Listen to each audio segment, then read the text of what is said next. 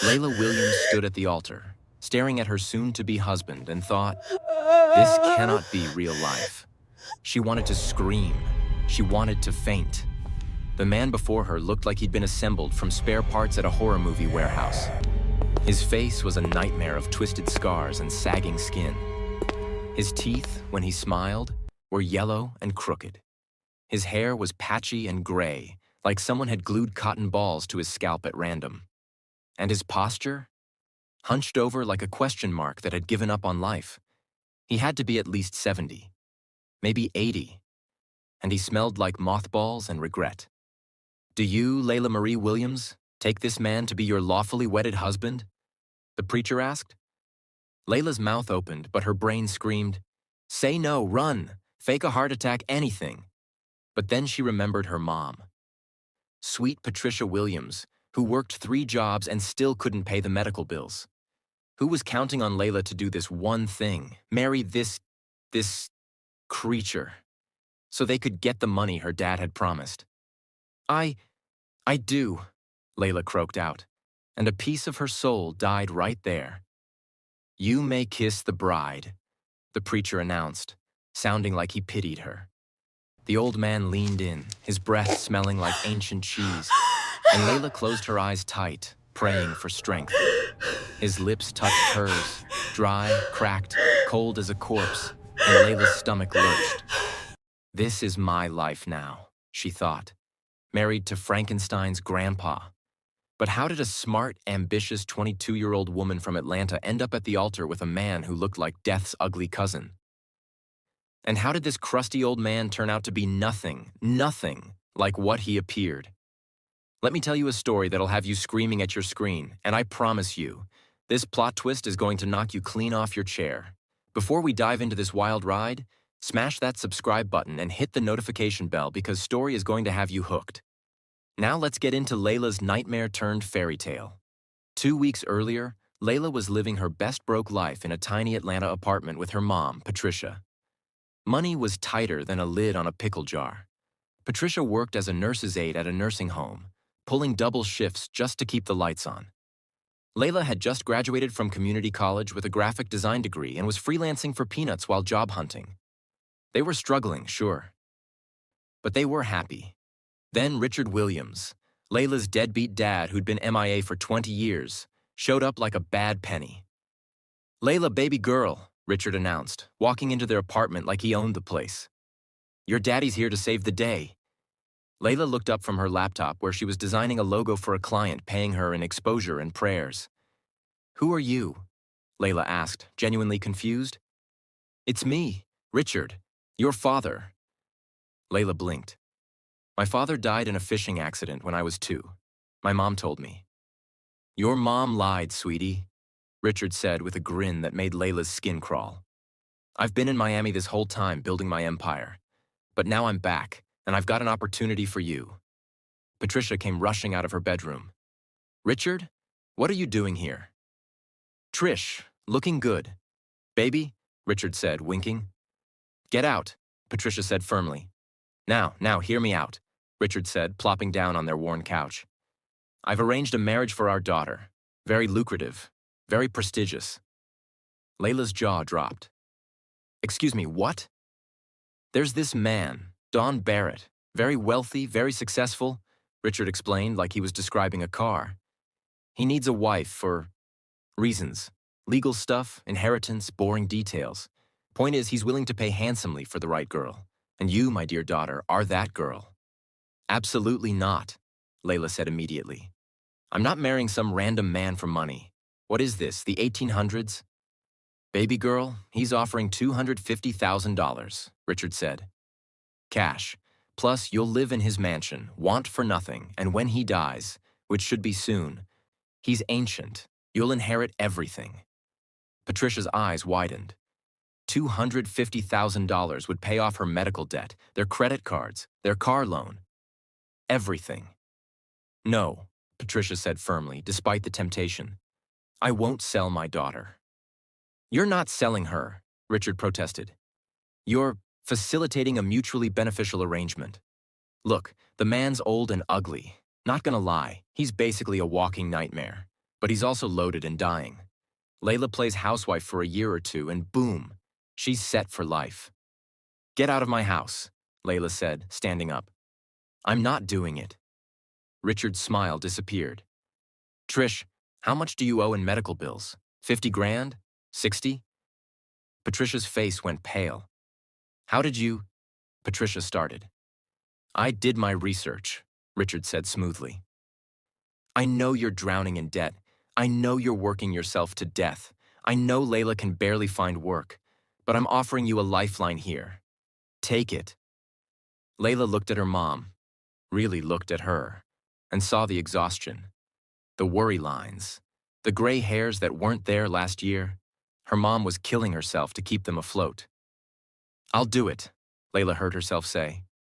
Layla, no, Patricia protested. Mom, it's okay, Layla said, her mind already spinning. It's just temporary, right? Some old guy needs a wife for legal reasons.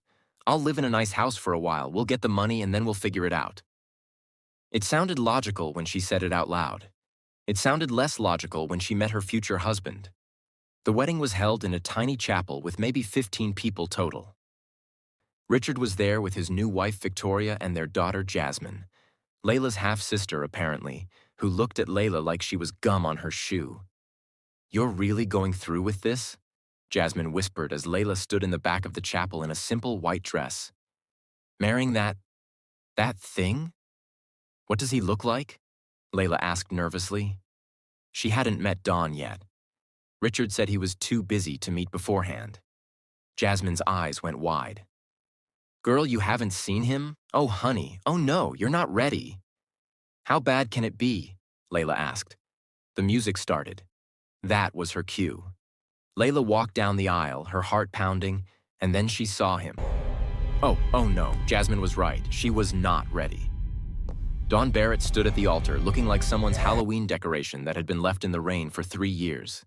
His face was a disaster of scars, wrinkles, and sagging skin that looked like melted wax. His body was hunched and twisted. He leaned heavily on a wooden cane, trembling slightly like he might collapse at any moment. And he was old. Like ancient. Like carbon-dated old. Layla's steps faltered. $250,000, she reminded herself. Think of Mom. You can do this. When she reached the altar, Don looked at her with roomy, watery eyes. Hello, Layla, he rasped, his voice like gravel in a blender. You're even prettier than your father said. Layla tried to smile, but it came out as more of a grimace. Thank you. You're very... She couldn't finish that sentence. There was no polite way to finish that sentence. The ceremony was mercifully short. When it came time for the kiss, Layla closed her eyes and thought of England. Or medical bills, same thing. Don's lips barely brushed hers before pulling away. Sorry, he rasped. I know this is unpleasant for you. There was something in his voice, embarrassment, sadness, that made Layla feel like a jerk for being so obviously disgusted. It's fine, Layla lied. After signing the papers, Richard appeared with a thick envelope. Congratulations, sweetie, he said, handing it to her. First installment. Take good care of your husband. Then he was gone, along with everyone else, leaving Layla alone with her new elderly, terrifying husband. Shall we go home? Don asked, gesturing to a car outside. Layla nodded, following him out. That's when she got her second shock of the day. The car wasn't just nice. It was a Rolls-Royce. A literal, actual Rolls-Royce. This is yours? Layla asked, her eyes bugging out.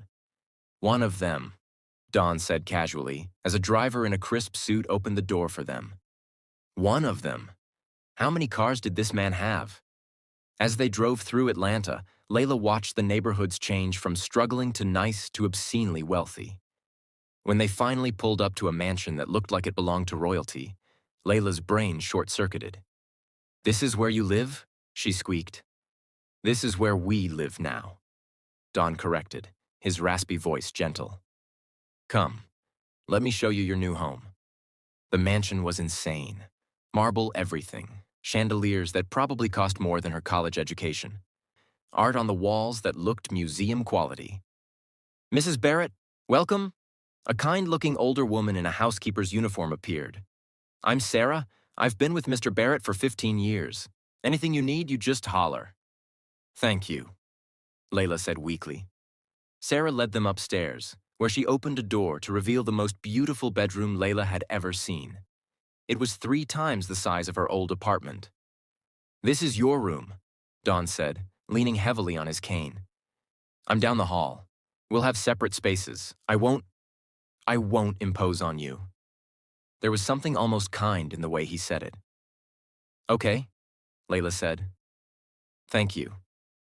Don nodded and started to shuffle away, but then he paused. "Layla, I know this isn't what you wanted. I know you married me for money. I'm not naive. But I'll try to make this arrangement as comfortable as possible." Layla's face heated up. I didn't." "It's fine," Don interrupted gently. "I don't blame you. Look at me. The only way a man like me gets a wife is by paying for one. I've made peace with that." He shuffled away before Layla could respond. She stood there feeling like the world's worst person.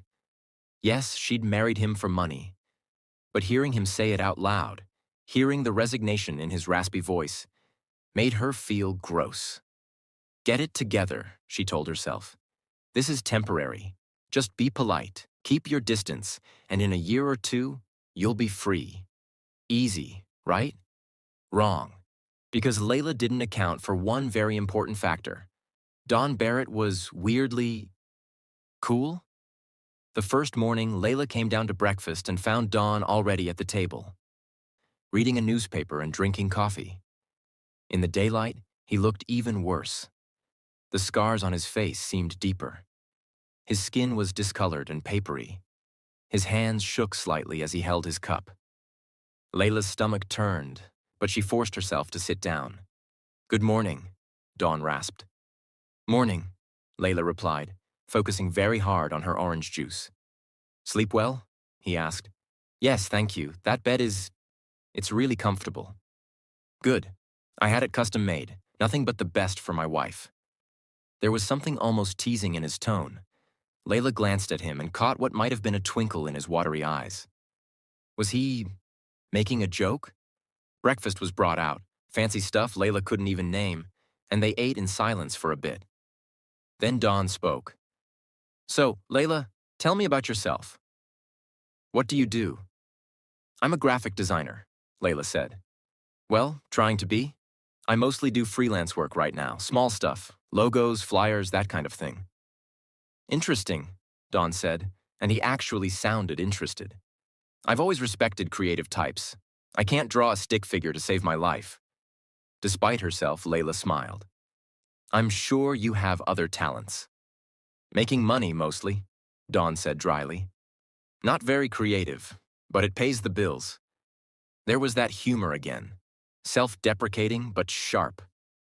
"What do you do?" Layla asked. "For work, I mean." "Real estate, investments, some tech ventures," Dawn said casually, like he wasn't describing being absurdly wealthy. "Boring stuff. I mostly work from home these days. The way I look makes business meetings awkward."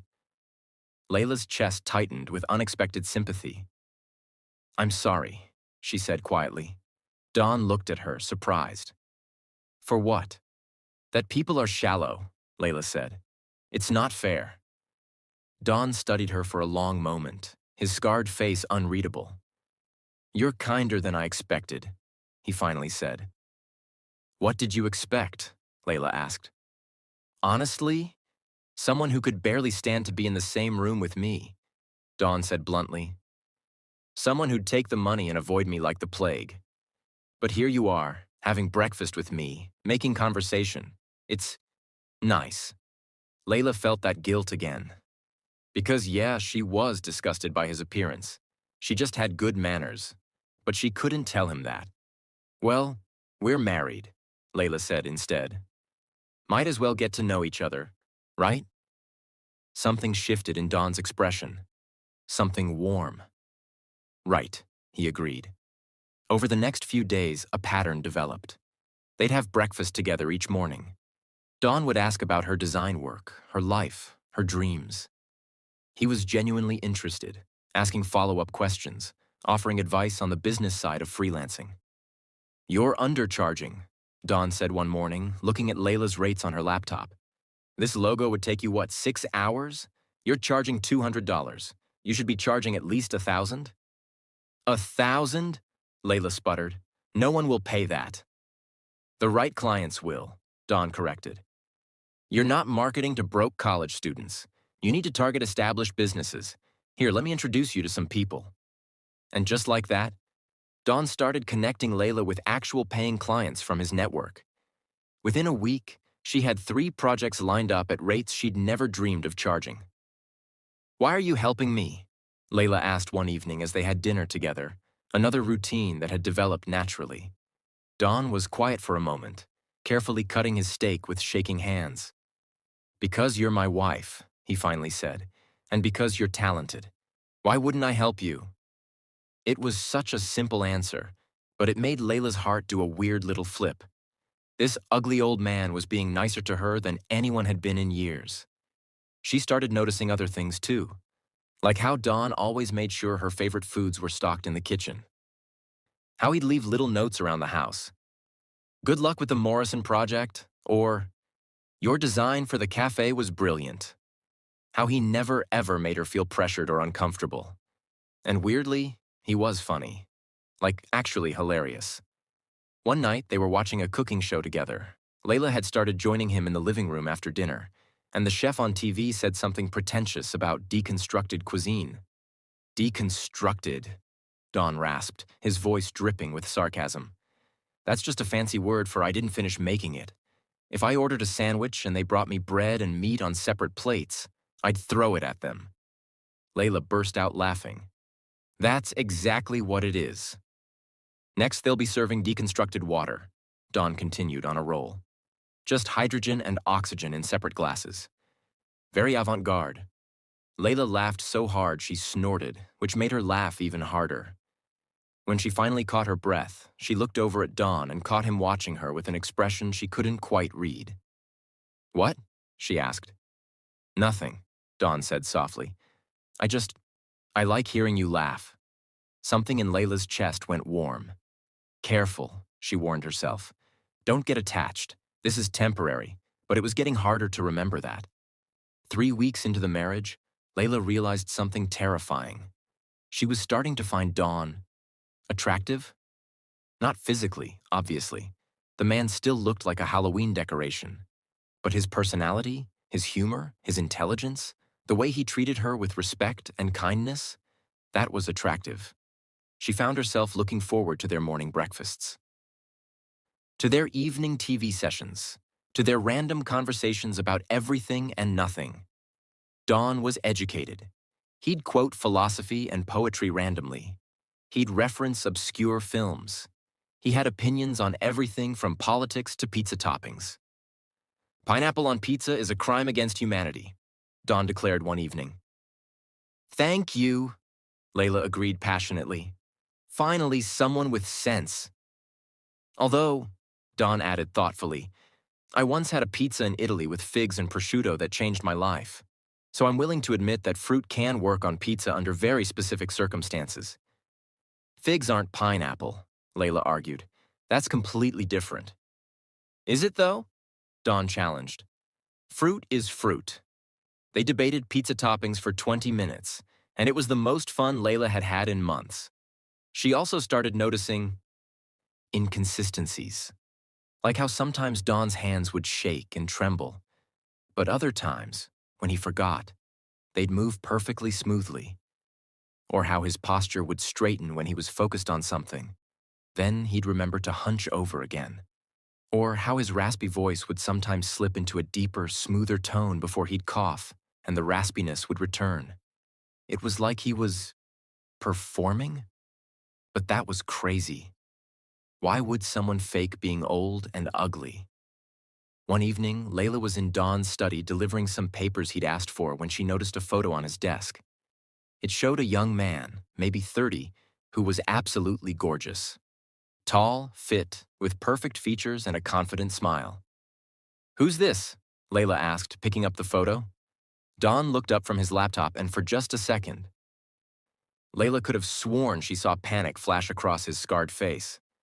"My nephew," Don said quickly. "My sister's boy. Handsome devil, isn't he?" "Yeah," Layla agreed, studying the photo. "He looks like he could be a model." "He's in tech," Don said quickly. "Very successful, very busy. We don't see each other much." Layla set the photo down, but something about it nagged at her. The young man in the photo had the same eyes as Dawn, the same shape, the same color. But that was probably just because they were related. A month into the marriage, Layla's mom came to visit. Patricia had been calling every day to check on Layla, worried sick about her daughter living with some strange old man. "Mom, I'm fine," Layla insisted over the phone. "Actually, I'm really good. He's really nice." "Nice?" Patricia repeated skeptically. "Layla, the man bought you like a used car. How nice can he be?" "Just come visit," Layla said. "See for yourself." When Patricia arrived at the mansion, her jaw literally dropped. "Sweet Jesus," Patricia whispered, staring at the house. "This is where you live?" "Yeah," Layla said, grinning. "Pretty crazy, right?" They found Don in the garden, reading a book. When he stood to greet them, slowly, painfully, leaning on his cane, Patricia's eyes went wide. Layla saw her mom trying to hide her shock at Don's appearance, and she felt a strange surge of protectiveness. "Don, this is my mom, Patricia," Layla said quickly. "Mom, this is my husband, Don." "Mrs. Williams?" Don rasped, extending a shaking hand. "It's a pleasure to meet you." "Layla speaks of you often." Patricia shook his hand gingerly. "Mr. Barrett, thank you for taking care of my daughter." "Oh, I think she's taking care of me," Don said with that dry humor Layla had come to love. "She's been teaching me about modern graphic design. Apparently, my aesthetic is painfully outdated." "I said your office needed updating," Layla protested, laughing. "That's different." "You said my furniture looked like it belonged in a museum," Don countered, "and not in a good way." "Because it does." Patricia watched them banter, her eyes going back and forth like she was watching a tennis match. Later, when Don excused himself for a business call, Patricia pulled Layla aside. "Baby, are you okay?" Patricia asked seriously. "Really okay?" "Mom, I'm great," Layla said honestly. "I know Don looks intense, but he's actually wonderful. He's smart and funny and kind. He's been helping me with my career. He treats me with respect. Honestly, I'm happier here than I've been in years." Patricia studied her daughter carefully. "You like him?" "Of course I like him," Layla said. "He's my husband." "No, I mean you like him," Patricia emphasized. "Layla, are you catching feelings for this man?" Layla's face went hot. "What? No, he's old enough to be my grandfather." "Age is just a number," Patricia said carefully. "And I see the way you look at him. Like you're seeing something the rest of us can't." "You're imagining things," Layla insisted, but her heart was pounding. Was she catching feelings? For her ugly, elderly, purchased husband? No, Layla told herself firmly. Absolutely not. You're just grateful for his kindness, that's all. But that night, as she lay in bed, she couldn't stop thinking about Dawn, about his laugh, his intelligence, his unexpected sweetness, about how safe she felt around him, how valued, how seen. "I'm in trouble," Layla whispered to her ceiling. "I'm in so much trouble." The breaking point came 6 weeks into the marriage. Layla's half-sister Jasmine showed up at the mansion unannounced. "Well, well, well," Jasmine said, strutting into the foyer like she owned it. "Look at you, playing lady of the manor." "Jasmine," Layla said coolly, "what do you want?" "Just checking in on my big sis," Jasmine said with fake sweetness. "Making sure you're surviving life with the crypt keeper." "Don't call him that," Layla snapped. Jasmine's eyebrows shot up. "Oh my God, you're defending him?" Layla, the man looks like a melted candle. He's my husband, Layla said firmly. And he's been nothing but good to me.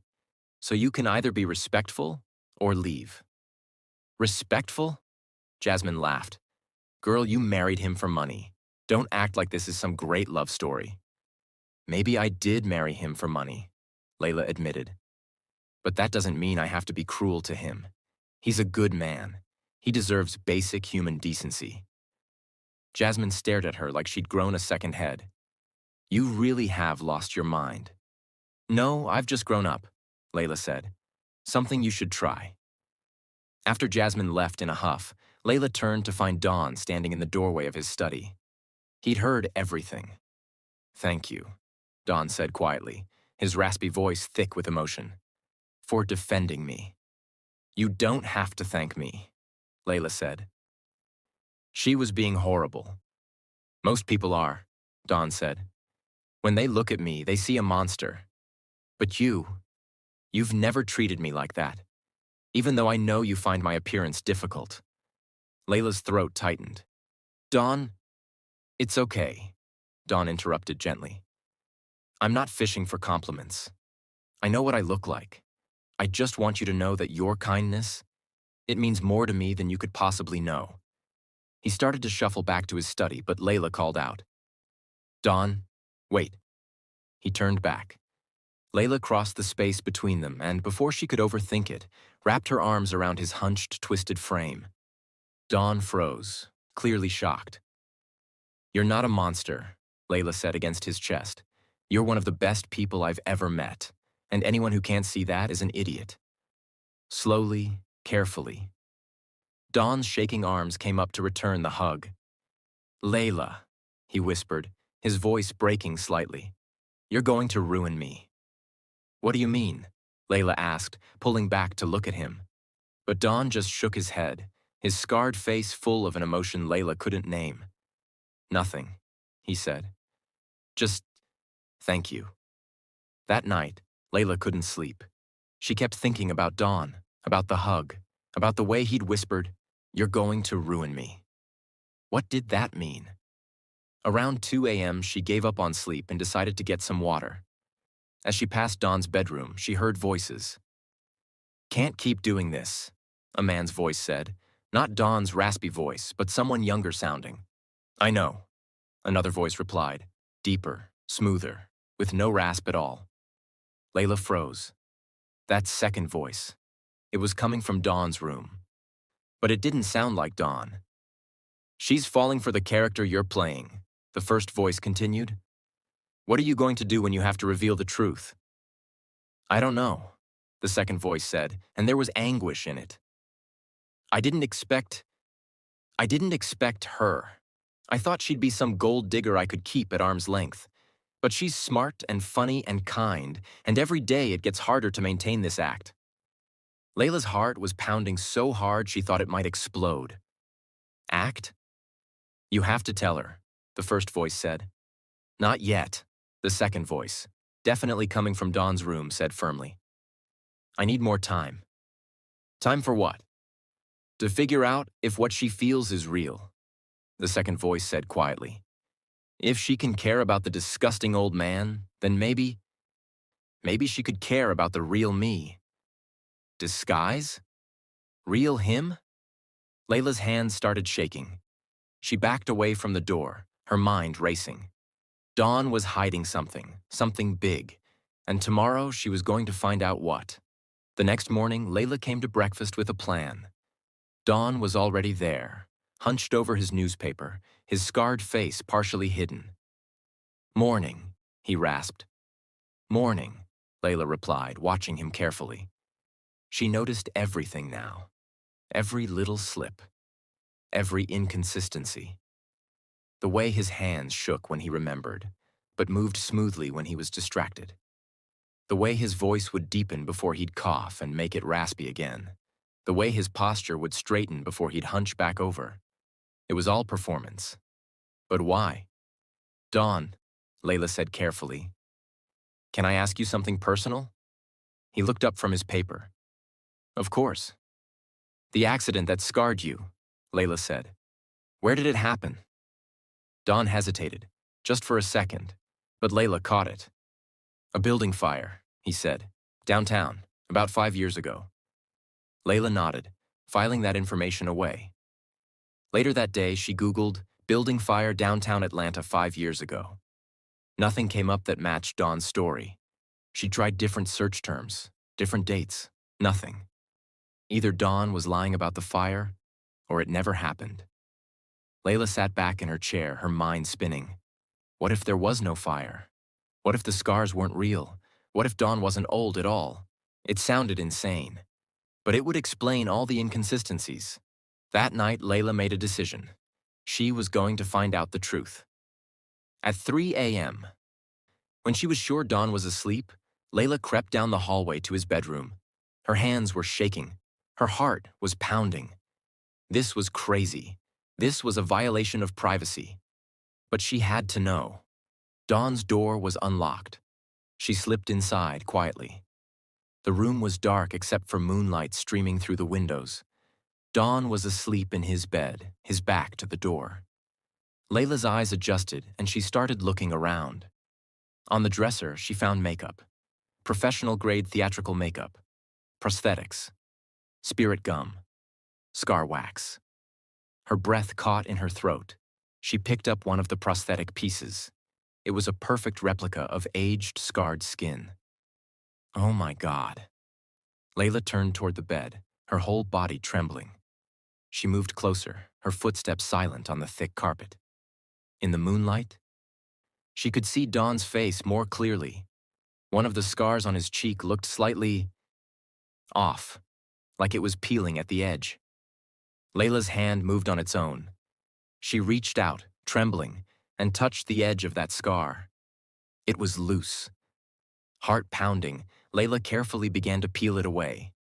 The scar came off in her hand, revealing smooth, perfect skin underneath. Dawn's eyes snapped open. They stared at each other for a frozen moment.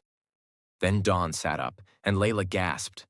Because in the moonlight, with half the prosthetics removed, she could see the truth. The scars were fake. The aged skin was fake. The twisted features were fake. Underneath was a face that was young, handsome, perfect. The man from the photo, the nephew. That was Dawn, the real Dawn. Layla, Dawn said, and his voice was completely different. Deeper. Smoother. Young. Please let me explain. But Layla was already backing away, the prosthetic scar falling from her shaking hand. Who are you? She whispered. I'm Dawn Barrett, he said, reaching for her. I'm still me, I'm just… You're young, Layla said, her voice rising. You're not old at all. You've been lying to me this entire time. Dawn stood up from the bed. No shakiness, no cane, just smooth, powerful movement, and Layla saw all of him. He was maybe 30 years old, tall and fit with perfect features and those same intelligent eyes. He was wearing only pajama pants, and his body was lean and muscular. He was the most attractive man Layla had ever seen, and he'd been lying to her for 6 weeks. Let me explain, Dawn pleaded, his real voice desperate. Please, Layla, just give me a chance to explain. Explain what? Layla demanded, tears streaming down her face. That you've been playing dress-up this whole time? That everything was a lie? Not everything, Dawn said urgently. My feelings for you are real. Everything I said, everything we shared, that was real. How can I believe anything you say? Layla cried. I don't even know who you are. She ran for the door, but Dawn moved fast, so much faster than the old man could have, and blocked her path. Move, Layla said. Not until you hear me out, Dawn said firmly. You deserve the truth, the whole truth, please. Layla looked up at him, really looked at him, and her heart cracked. This beautiful stranger had the same eyes as her husband, the same voice under the rasp, the same soul. Start talking, Layla said. And it better be good. Dawn ran a hand over his face, his real face, young and unlined, and let out a long breath. 5 years ago, he began, his voice quiet and serious. I was engaged to a woman named Gabrielle. Layla crossed her arms, waiting. I loved her, or I thought I did, Dawn continued. We were together for 3 years. I was ready to spend my life with her. Then my grandfather died and left me his entire fortune with one condition. I had to be married within 5 years, or the money would go to my cousin Devon. So you needed a wife, Layla said. No, I already had a fiancé, Dawn corrected. I thought I was set, but then I overheard her talking to her friend at a party. His jaw clenched at the memory. She said she couldn't wait for us to get married so she could finally access the Barrett fortune. She talked about how boring I was, how she'd been faking interest in my hobbies for years. She even joked about how she planned to cheat on me with her personal trainer once we were married. Layla's anger softened slightly. That's awful. It gets worse, Dawn said bitterly. When I confronted her, she didn't even try to deny it. She laughed and said, "What did you expect? You're rich but boring. I was never marrying you for love." He turned to look out the window, his jaw tight. That's when I realized something, Dawn continued. Every woman who'd ever shown interest in me was interested in my money, not me. They saw a bank account with a mediocre personality attached. So I started wondering, what if I took the money out of the equation? What if I made myself completely undesirable? Would anyone be able to see the real me then? So you created the disguise, Layla said slowly. I'd been taking theater classes for fun, Dawn explained. I knew about prosthetics and special effects makeup. I created this character, an old, ugly, dying man, and I decided to test it. If a woman could care about that version of me, then maybe her feelings would be real. But you didn't just test it, Layla said. You married me while wearing it. You lied to me for weeks. I know, Dawn said, turning back to her, and I'm not proud of it. But Layla, you have to understand, I'd been hurt so badly. I'd built these walls around myself. And then your father approached me with this arrangement, and I thought you'd be just like Gabrielle, just another gold digger I could keep at arm's length. But I wasn't, Layla said quietly. No, Dawn agreed, his voice soft. You weren't. You were kind, even though you found my appearance disturbing. You defended me to your sister even though you barely knew me. You saw past the ugly mask and connected with the person underneath. And every day, I fell a little more in love with you. Layla's breath caught. You... What? Dawn crossed the room to stand in front of her, his real face open and vulnerable. I love you, Layla Williams, he said simply. I love your laugh. I love your passion for your work. I love how you defend the people you care about. I love how you can debate pizza toppings for 20 minutes without getting bored. I love everything about you. Tears were streaming down Layla's face. But I fell in love with someone who doesn't exist, she whispered. The old man, the scars, that was all fake. The appearance was fake, Dawn corrected gently. But everything else was real. The conversations we had, the jokes we shared, the connection we built. That was all me, the real me. He reached out slowly, giving her time to pull away, and wiped a tear from her cheek. I was going to tell you, Dawn said quietly. I was just scared. Scared that you'd hate me. Scared that I'd lose you. Scared that what we had would disappear the moment you knew the truth. Layla looked up at this stranger with familiar eyes and felt her heart splitting in two. I need time, she finally said. I need to process all of this. I understand, Dawn said, stepping back. Take all the time you need. Layla nodded and fled back to her room, her mind spinning with everything she'd learned. Don Barrett was young, handsome, real, and he loved her. But could she trust him after he'd lied for so long? Layla climbed into bed and cried until the sun came up. She had a lot of thinking to do. Drop a comment right now and tell me. Should Layla forgive Don or leave him? What would you do? And make sure you're subscribed because things are about to get wild. I'm talking drama, romance, and plot twists you won't see coming. Don't miss it. The morning after the reveal, Layla did not go down to breakfast. She couldn't face him. Not yet. Instead, she stayed in her room, staring at the ceiling, replaying everything in her mind. Don was young. He was handsome. He'd been lying to her for 6 weeks, but he'd also been kind, funny, supportive, real in all the ways that mattered. Except for the one way that mattered most, Layla thought bitterly. He lied about who he was. There was a soft knock on her door. Layla? Don's voice called, his real voice deep and smooth. I brought you breakfast. I'll leave it outside the door. Layla heard footsteps retreating and felt tears prick her eyes. She waited 5 minutes, then opened the door.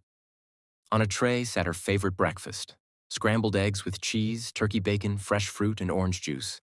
There was also a single rose in a small vase and a note. Layla picked up the note with shaking hands. I understand if you hate me. I understand if you never want to see me again. But please eat something. You skipped dinner last night. And I'm worried about you. D. Despite everything, Layla felt her heart squeeze. Even now, even after being caught in his lie, he was taking care of her. She brought the tray inside and ate slowly, thinking about what to do next. For 3 days, Layla avoided Don. She'd wait until she heard him leave for his home office before going downstairs. She'd eat meals in her room. She'd stay out of the common areas. It was childish, she knew. But she needed time to sort through her feelings. The problem was, her feelings were a complete mess. She was angry that he'd lied, but she understood why he did it. She felt betrayed that he'd worn a disguise. But everything else about their relationship had been real. She was confused about what she felt, but deep down, she knew exactly what she felt. She was falling in love with him. Had been falling for weeks now. The question was, had she fallen for the old man or the real man, or the person underneath it all? On the 4th day, Layla was in the library trying to work on a design project when Don appeared in the doorway. Layla's breath caught. He wasn't wearing the disguise. This was real Don, 30 years old, devastatingly handsome, dressed casually in jeans and a fitted black t-shirt that showed off his athletic build. He looked nothing like the man she'd married. And yet, when their eyes met, she saw the same intelligence, the same gentleness she'd come to know. Hi, Don said quietly, staying in the doorway like he was afraid to come closer. Hi, Layla replied, her voice barely above a whisper. Can we talk? Don asked. Please? I promise I'll answer any question you have. Complete honesty from now on. Layla closed her laptop slowly. Okay. Don entered the room carefully, like he was approaching a skittish animal. He sat in the chair across from her, maintaining distance. Ask me anything, Don said. Layla had so many questions she didn't know where to start. The money you paid my dad, she finally said. The $250,000? Was that real? Yes, Don confirmed. I paid it. Your father approached me 6 months ago with this arrangement. He said he had a daughter who needed financial security and would be willing to marry for it. He gave me your photo and some basic information. Layla's stomach twisted. Her dad had been planning this for 6 months? Did you know he was forcing me? Layla asked. Don's face darkened. No. He made it sound like you were a willing participant who understood this was a business arrangement. If I'd known he was coercing you, I never would have agreed. I thought you were like Gabriel, someone marrying for money with full awareness of the transaction. But you figured it out, Layla said, that I didn't want to be here. The moment you walked down that aisle looking terrified, I knew, Don said quietly. I saw it in your eyes. You weren't a gold digger. You were trapped, and I felt like the worst person in the world for being part of your trap. Layla's anger softened slightly. Then why didn't you stop the wedding? Because you were already there, Don said. The papers were drawn up. Your father had already been paid the first installment. If I'd backed out, where would that have left you? Still trapped, but with nothing to show for it. At least this way, you'd have financial security and a safe place to live. Layla hadn't thought of it that way. So you went through with it to protect me? She asked. I went through with it because I'm selfish, Dawn corrected honestly. I wanted to see if my theory was right, if someone could care about me when they thought I was worthless. But as I got to know you, it became less about the experiment and more about you. He leaned forward, his elbows on his knees, his expression open. Layla, these past 6 weeks have been the best of my life, Dawn said, his voice thick with emotion.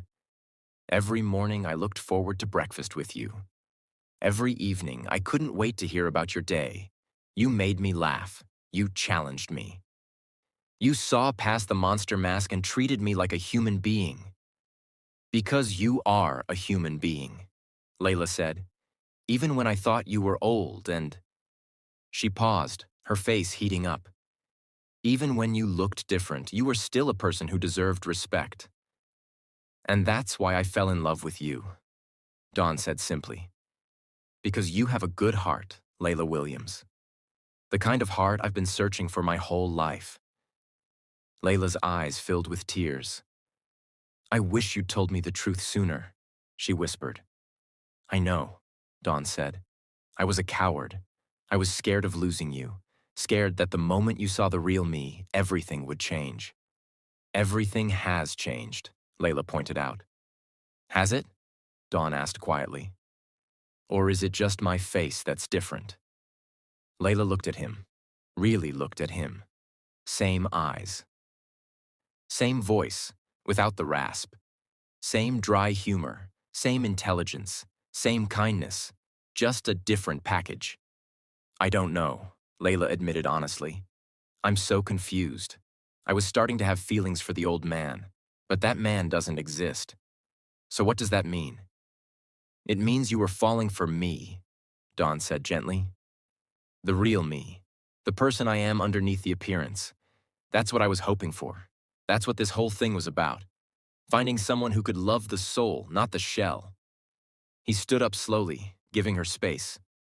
I'm not asking you to forgive me right away, Dawn said. I'm not even asking you to stay married to me.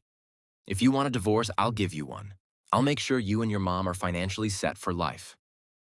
But I'm asking for a chance to prove to you that the man you were falling for is standing right here. Same person, just younger and less horrifying to look at. Layla let out a watery laugh despite herself. You weren't horrifying. Layla, I looked like a Halloween decoration, Dawn said dryly. Let's be honest. And just like that, the tension broke. Layla laughed, really laughed, and Dawn smiled that same smile she'd come to recognize, just on a different face. There she is, Dawn said softly. I've missed that laugh. I've missed… Layla paused, then admitted, I've missed you, even though I was avoiding you. So where do we go from here? Dawn asked. Layla thought about it for a moment. Start over, she finally said. Hi, I'm Layla Williams. I'm a graphic designer who apparently has terrible judgment when it comes to marriage arrangements. Dawn's face broke into a genuine smile, the first real smile she'd seen from him without prosthetics covering it. He was breathtaking. Hi, Layla Williams, Dawn said, playing along. I'm Dawn Barrett. I'm a real estate mogul who apparently has terrible judgment when it comes to catfishing my own wife. Layla snorted. Catfishing? That's exactly what this was. You catfished me in real life. I know, Dawn said, laughing. It sounds so bad when you put it that way. Because it is bad, Layla said, but she was smiling now. They looked at each other, and something passed between them. Something warm and real and full of possibility. Can I take you to dinner tonight? Dawn asked. Like a real date? No disguises, no lies. Just you and me getting to know each other as we really are. Layla's heart fluttered. Okay, but I'm choosing the restaurant, and it better not be anywhere too fancy. I'm not ready for the fancy Dawn Barrett life yet. Deal, Dawn agreed immediately. You pick the place. That evening, Layla chose a small soul food restaurant on the south side, the kind of place she and her mom used to go to for special occasions.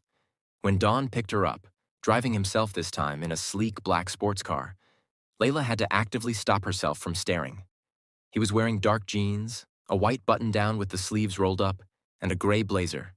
His hair was cut perfectly, his skin was flawless, and when he smiled at her, Layla's knees literally went weak.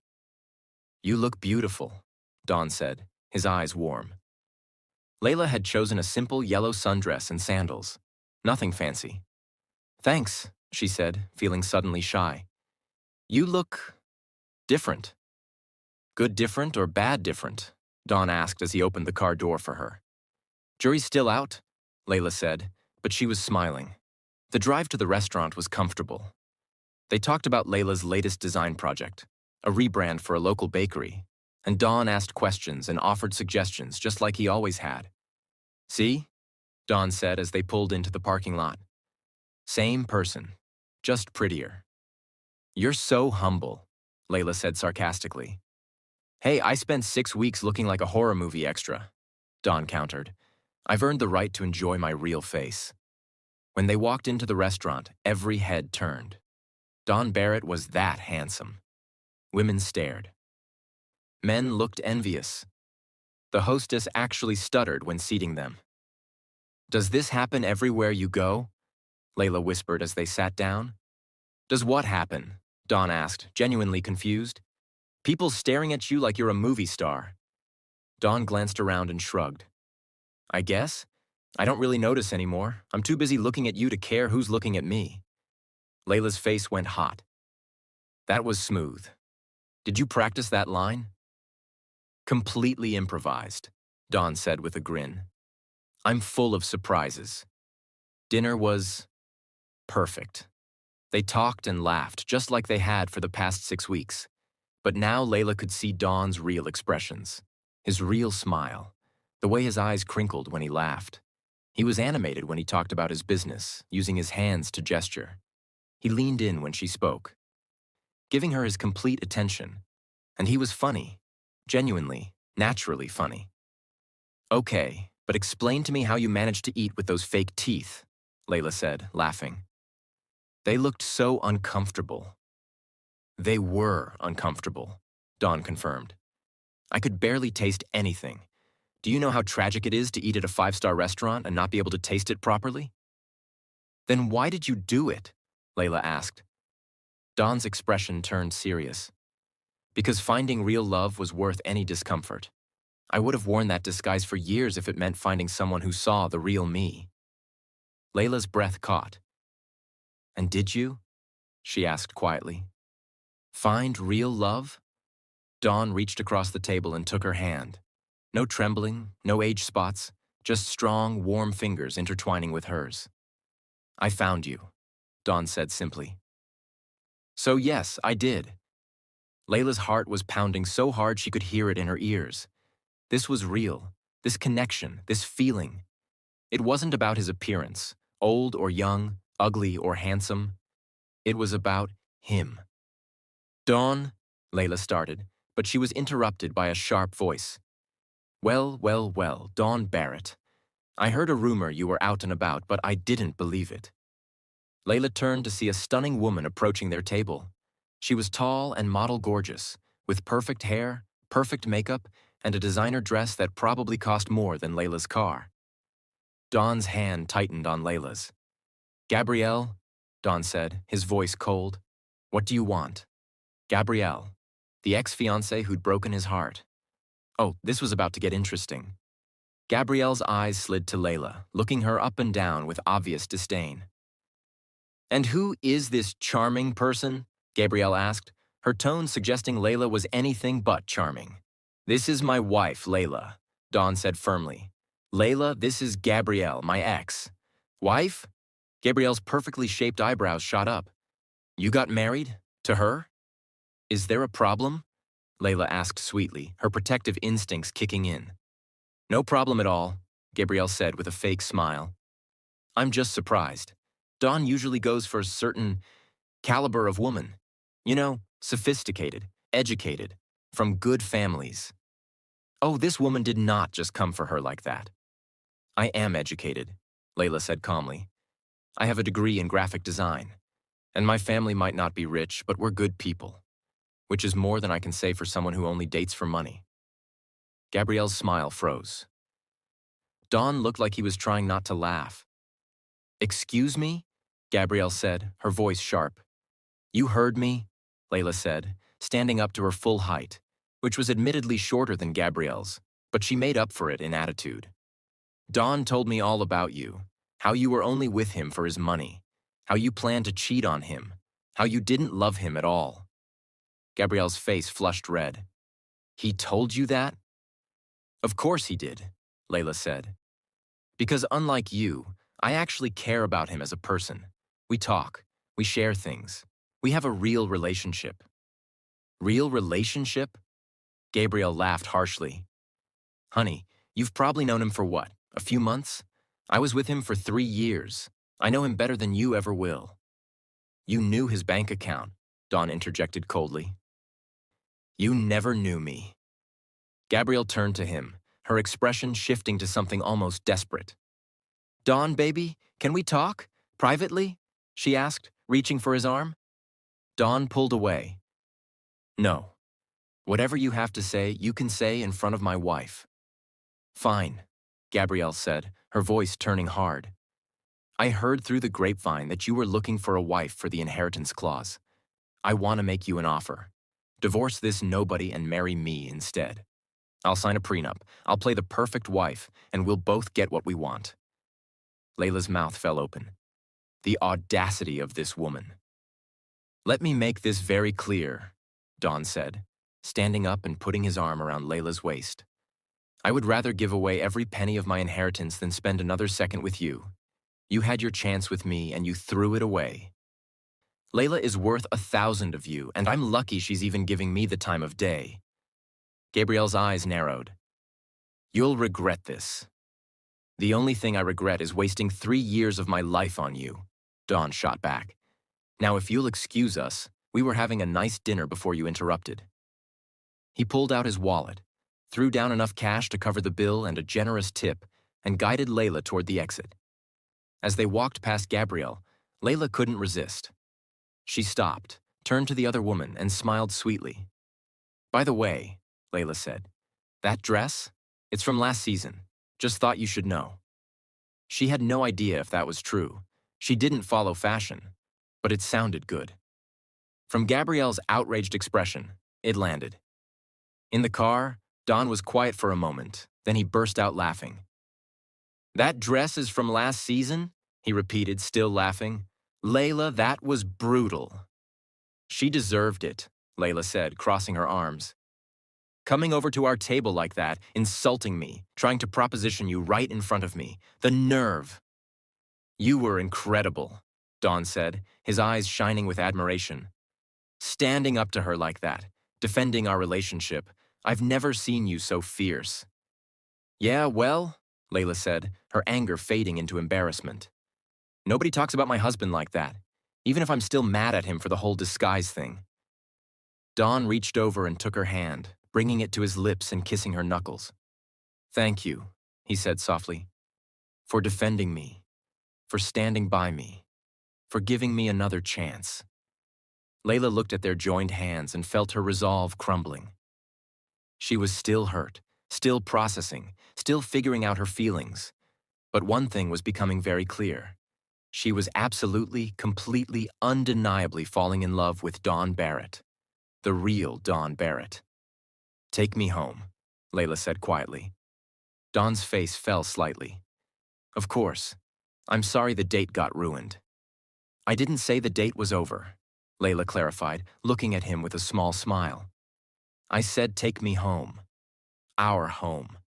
I think we have some catching up to do." Dawn's expression transformed into hope, mixed with something that looked like joy. "Are you sure?" he asked. "I'm sure," Layla confirmed. "No more avoiding, no more hiding. Let's really talk, as our real selves." Back at the mansion, they ended up in the living room with glasses of wine sitting on the couch, closer than they ever had before. "Tell me about you," Layla said. "The real you. Not the character you played, the actual Dawn Barrett." So Dawn did. He told her about growing up as an only child in a wealthy but emotionally cold family, about his parents who were more interested in social standing than their son, about his grandfather who actually saw him and loved him for who he was. Grandpa was the only one who encouraged my interests, Dawn said. When I wanted to take theater classes instead of business classes, my parents were horrified. But Grandpa said, "Let the boy explore. He'll find his way." He was right. The theater classes taught me about people, about psychology, about performance. It all helped me in business later. Is he the one who left you the inheritance? Layla asked. Yes, Dawn confirmed. When he died 2 years ago, he left me everything. But there was a catch. I had to be married within 5 years, or the money would go to my cousin Devin, who's a complete snake. Why would your grandfather do that? Layla asked. Because he wanted me to have what he had, a partnership, a companion, someone to share life with, Dawn explained. He was married to my grandmother for 50 years. They were best friends. He wanted that for me too. That's actually really sweet, Layla said. It is, Dawn agreed. But it also put pressure on me to find someone. And after Gabrielle, I was so paranoid about gold diggers that I couldn't trust anyone. That's when I came up with the disguise idea. A disguise that led you to buy a wife from my scumbag father, Layla pointed out. Dawn winced. Yeah, not my finest moment. I'm sorry about that. It's not your fault, Layla said. My dad's the one who set this whole thing up. I'm just glad you turned out to be, well, you. They sat in comfortable silence for a moment, sipping their wine. Can I ask you something? Dawn said. Sure. Back when you thought I was old and ugly, Dawn said carefully, were you really starting to have feelings for me? Or were you just being kind? Layla thought about how to answer honestly. Both, she finally said. At first I was kind because that's how I was raised. You treat people with respect regardless of how they look. But then I got to know you. Your humor, your intelligence, your kindness. And I started looking forward to our time together. Started feeling something more than just polite friendliness. She turned to face him fully. The morning you left me those notes with breakfast, Layla continued. Or when you connected me with those clients. Or when we'd debate stupid things like pizza toppings. Those moments made my heart flutter. Not because of how you looked, but because of who you were. Dawn's eyes were intense on hers. And now? Now that you see what I really look like? Layla reached out and traced her fingers along his jaw, strong and defined, nothing like the twisted prosthetics. Now I feel the same things, she said softly. Just more confused about it. Because I feel like I fell for one person and ended up with someone completely different. But I'm not different, Dawn insisted, catching her hand and holding it against his face. I'm the same man who had breakfast with you every morning. The same man who loves hearing about your design projects. The same man who thinks pineapple on pizza is a crime. The same man who… He paused, his voice dropping to a whisper. The same man who fell completely, hopelessly in love with you. Layla's breath caught. Say that again, she whispered. I love you, Layla Williams, Dawn said, his eyes never leaving hers. I love your strength. I love your compassion. I love how you stood up to Gabrielle tonight. I love how you see people for who they are inside. I love everything about you. Layla's eyes filled with tears. I'm scared, she admitted. Scared that I'm falling for you too fast. Scared that this is all too good to be true. Scared that I'll wake up and this will all be another disguise. It's not, Dawn promised. This is me. The real, honest me. No more masks, no more lies. Just me. He leaned in slowly, giving her time to pull away. But Layla didn't pull away. Their lips met in a kiss that was nothing like their wedding kiss. This was real, electric, full of promise and possibility. When they finally broke apart, both breathing hard, Dawn rested his forehead against hers. Tell me you feel this too, he whispered. Tell me I'm not alone in this. You're not alone, Layla whispered back. I feel it too. I'm terrified and confused and overwhelmed, but I feel it. They kissed again, deeper this time, and Layla felt herself melting into him. This was real. This was right. This was... Dawn's phone rang, shattering the moment. "Ignore it," Dawn murmured against her lips. But the phone kept ringing. With a frustrated groan, Dawn pulled away and checked the screen. His expression immediately darkened. "It's my cousin Devin," he said. "I need to take this. He never calls unless it's important." He answered, putting it on speaker. "What is it, Devin?" "Dawn, we have a problem." Devin's voice came through, sounding urgent. "I just got a call from Richard Williams. He's threatening to go to the media with a story about you buying a wife. Says he has documentation, recordings, everything." Layla's blood went cold. Her father was blackmailing them. Dawn's jaw clenched. "That son of a..." "There's more," Devin interrupted. "He's asking for another $500,000 to keep quiet. Says if you don't pay by tomorrow, he's going to every news outlet in Atlanta with the story." Layla felt like she might throw up. "My dad is blackmailing you?" she whispered, her face burning with shame. Dawn put a hand on her shoulder. "This isn't your fault." "Devin, I'll call you back," Dawn said, ending the call. He turned to Layla, his expression serious but not angry. "I need to ask you something, and I need complete honesty," Dawn said.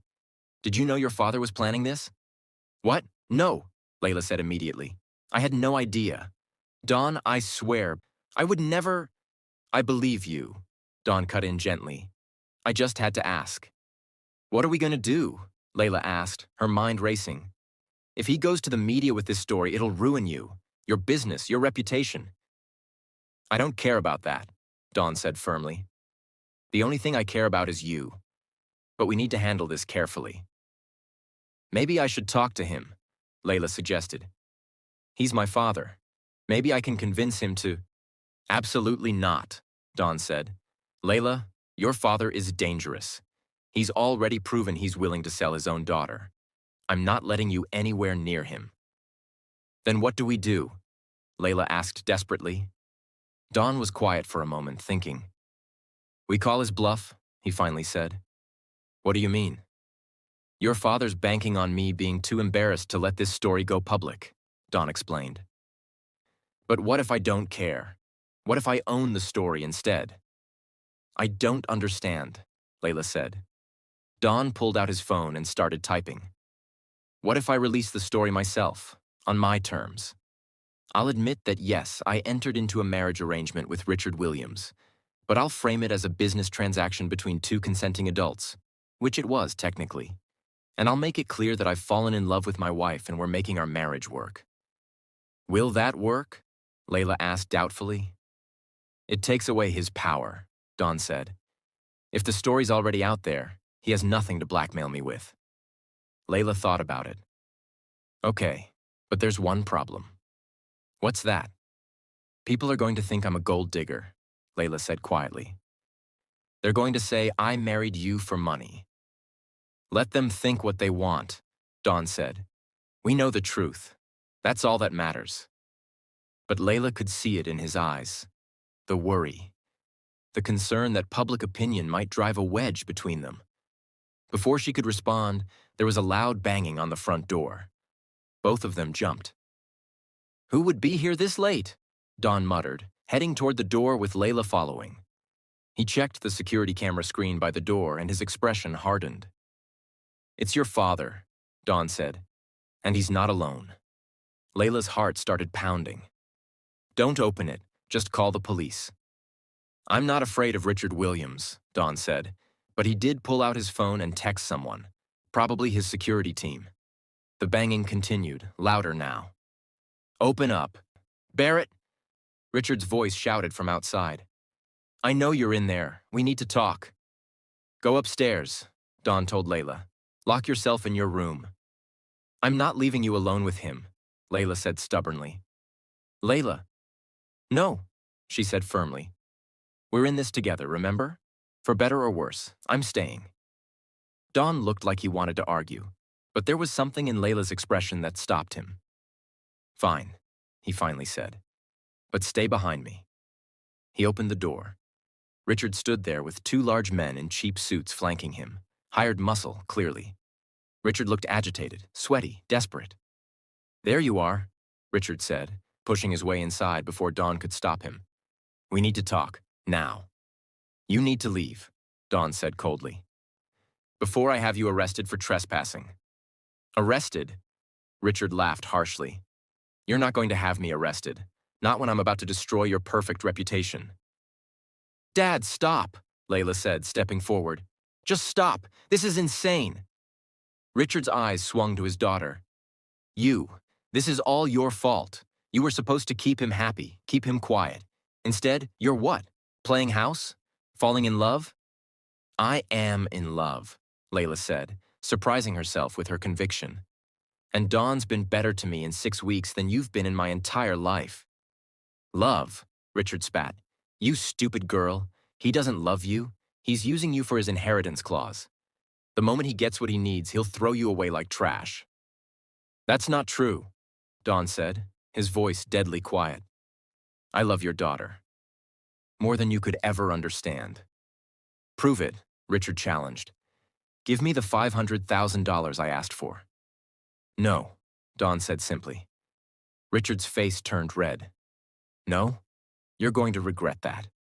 By tomorrow morning, every news station in Atlanta will know that the great Don Barrett bought himself a wife from the slums. Your business partners will lose confidence. Your investors will pull out. Your reputation will be destroyed."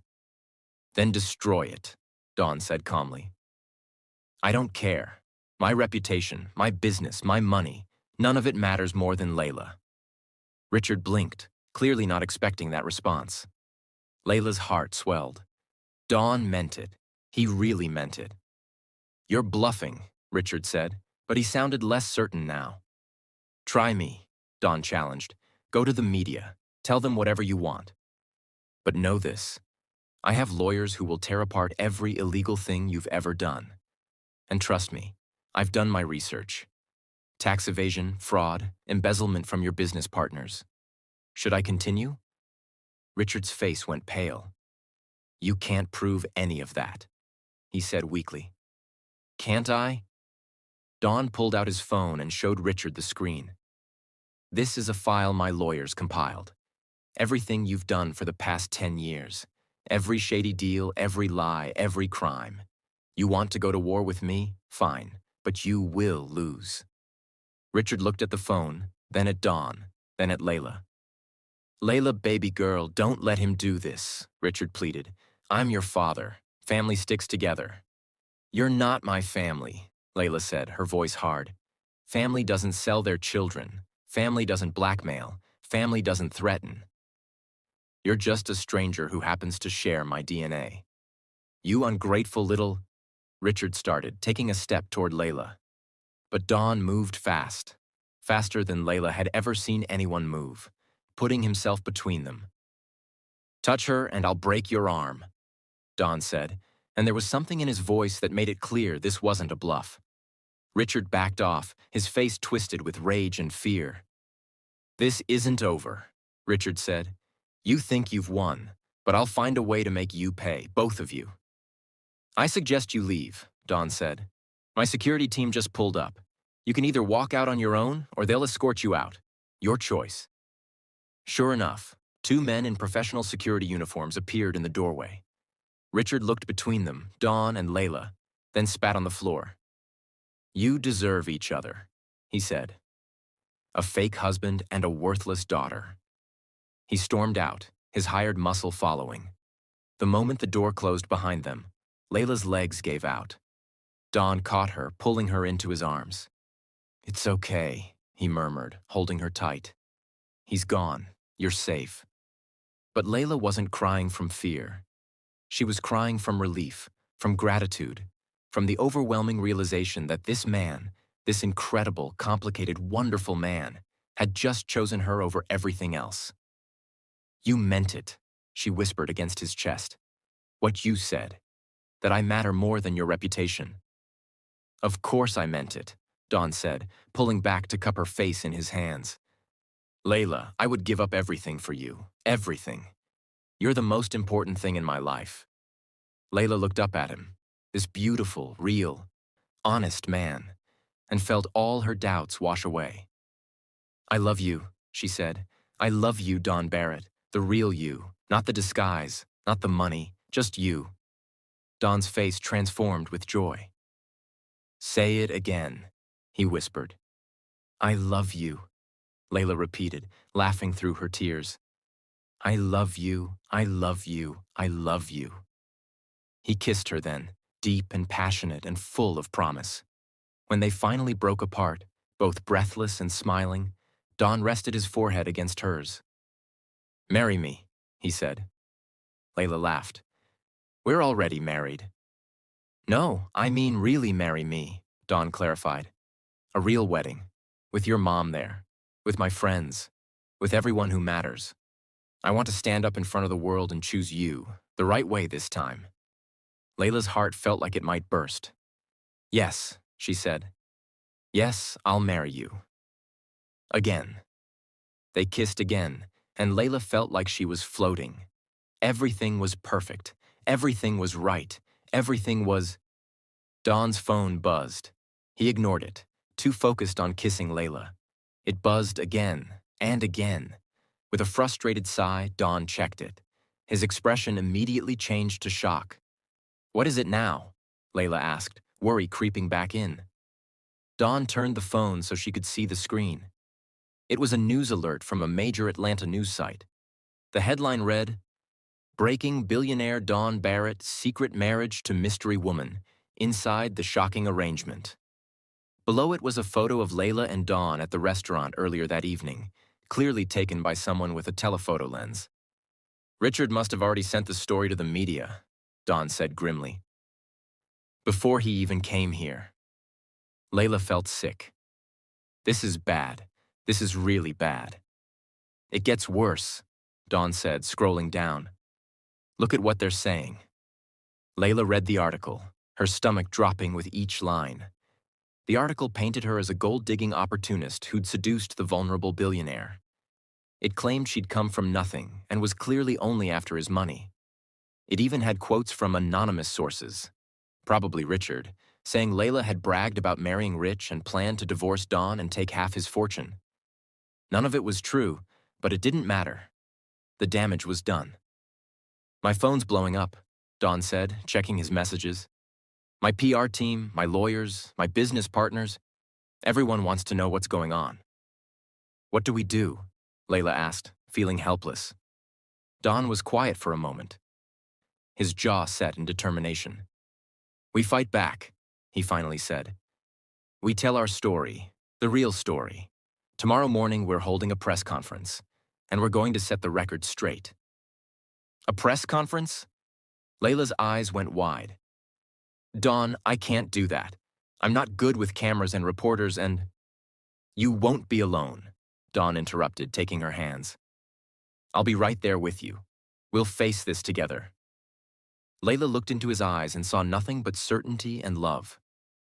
"Together," she repeated. "Together," Dawn confirmed. But as they stood there, holding each other while the media storm raged online, neither of them knew that the worst was yet to come. Because Richard Williams wasn't the only person who wanted to destroy their relationship, and the real threat was closer than either of them realized. The next morning, Layla stood in front of her bathroom mirror trying to calm her racing heart. In 2 hours, she'd be facing a room full of reporters, cameras, and journalists who all thought she was a gold-digging fraud. "You can do this," she told her reflection. "You've handled worse." Except she really hadn't. This was terrifying. There was a soft knock on her door. "Layla, can I come in?" Dawn's voice called. "Yeah," she answered. Dawn entered, looking impossibly handsome in a tailored navy suit. His hair was perfectly styled, his expression calm and confident. He took one look at Layla's face and immediately crossed to her. "You're panicking," he observed. "I'm not panicking," Layla lied. "I'm just strategically freaking out." Dawn smiled and pulled her into his arms. "You don't have to do this. I can handle the press conference alone." "No," Layla said firmly, pulling back to look at him. "We're in this together, remember? I'm not hiding while you face this alone." "That's my girl," Dawn said softly, kissing her forehead. What if I say something wrong? Layla asked. What if I make it worse? You won't, Dawn assured her. All you have to do is tell the truth. Tell them about us, about how we met, how we fell in love. The truth is powerful, Layla. It's all we need. Layla took a deep breath and nodded. Okay, the truth. I can do that. And I'll be right beside you the entire time, Dawn promised. If it gets too overwhelming, just squeeze my hand and we'll wrap it up. They stood there for a moment, holding each other, gathering strength. Dawn's phone buzzed. He checked it and frowned. What is it? Layla asked. My cousin Devin just texted, Dawn said, his expression darkening. He says he has urgent information about your father. He wants to meet before the press conference. That's good, right? Layla said uncertainly. Maybe he found something we can use. Maybe, Dawn said, but he didn't sound convinced. Something feels off about this. What do you mean? Dawn was quiet for a moment, thinking. Devin's never been this helpful before. He's usually more concerned with protecting his own interests. Why would he suddenly care about helping us? Maybe he's finally being a good cousin, Layla suggested. Or maybe he has an agenda, Dawn countered. But we don't have time to figure it out right now. The press conference starts in 90 minutes. We need to get ready. An hour later, they were in Dawn's home office preparing their statement when Devin arrived. Devin Barrett was handsome in a slick, polished way. Expensive suit, designer watch, perfectly styled hair. But there was something about his smile that didn't reach his eyes. Cousin, Devin said, walking in like he owned the place. And the lovely Layla. How are you both holding up? We're fine, Dawn said coolly. You said you had information? Right to business. That's what I've always liked about you, Dawn, Devin said, settling into a chair without being invited. I did some digging into Richard Williams, and what I found is interesting. He pulled out a folder and spread some documents on the desk. Richard's in deeper trouble than we thought, Devin continued. He owes money to some very dangerous people. Not just business debts, we're talking loan sharks, underground gambling operations. He's desperate. Layla felt sick. How much does he owe? Close to $2 million, Devin said. And they want it soon. That's why he's so desperate to extort money from Dawn. He's trying to save his own skin. Dawn studied the documents, his expression unreadable. Where did you get this information? I have contacts, Devin said vaguely. People who know people. The point is, Richard is dangerous because he's cornered. Cornered animals do unpredictable things. What are you suggesting? Dawn asked. I'm suggesting that maybe you should reconsider the press conference, Devin said. Going public might push Richard over the edge. He could do something drastic. Layla's stomach twisted with worry. Like what? Who knows, Devin said with a shrug. These loan sharks he's involved with, they're not nice people. If Richard tells them that his daughter married a billionaire, they might come after you for the money. Or worse. Layla looked at Dawn, fear creeping in. Maybe he's right. Maybe we should wait. But Dawn was staring at Devin with an expression Layla couldn't quite read. That's interesting advice, Devin, Dawn said slowly. Very concerned for our safety. Very unlike you. Devin's smile tightened. What's that supposed to mean? It means I know you, Dawn said, standing up. And you've never cared about my well-being before. So why start now? Dawn, I'm trying to help. No, you're trying to manipulate, Dawn cut him off. The question is why. Devin's polished facade cracked slightly. You're paranoid. Am I? Dawn challenged. Or do you have something to gain from us canceling this press conference? The room fell silent. Layla looked between the two men, confused. What's going on? Dawn's eyes never left Devin. Tell her what you really want. Devin was quiet for a long moment. Then he started laughing. You always were too smart for your own good, cousin, Devin said, his fake friendliness disappearing completely. Fine. You want the truth? Here it is. He stood up, his expression turning cold. "I've been working with Richard Williams from the beginning," Devon said. "I'm the one who connected him with you. I'm the one who suggested he offer you his daughter. I'm the one who's been feeding information to the media." Layla gasped. "You? But why?" "Because I want what's mine," Devon said, his voice hard. "That inheritance should have been mine. I'm a Barrett by blood, same as Don. But Grandpa always favored him, left him everything. All I got were table scraps." "So this whole thing was a setup?" Layla asked, her mind reeling. "Not entirely," Devon said. "Richard really did need money, and you really did need a husband for the inheritance clause, Don. I just facilitated the arrangement, and then I've been working to make sure it falls apart." "Why tell us this now?" Don asked, his jaw clenched. "Because I wanted you to know," Devon said with a cruel smile. "I wanted you to know that I'm the one who's been destroying your reputation. I'm the one who leaked the story to the media. And in about 45 minutes, when you cancel that press conference out of fear, I'm the one who's going to swoop in and save the Barrett name." "Save it how?" Don demanded. "I've already prepared a statement," Devon said, "condemning you for your poor judgment in buying a wife, calling for you to step down as CEO of Barrett Enterprises, positioning myself as the responsible Barrett who should take over the family business. By this time tomorrow, you'll be a laughingstock and I'll be the hero." Layla felt rage building in her chest. "You absolute snake." "Careful, sweetheart," Devon said mockingly. "You're already being called a gold digger. Don't add trashy to the list by losing your temper."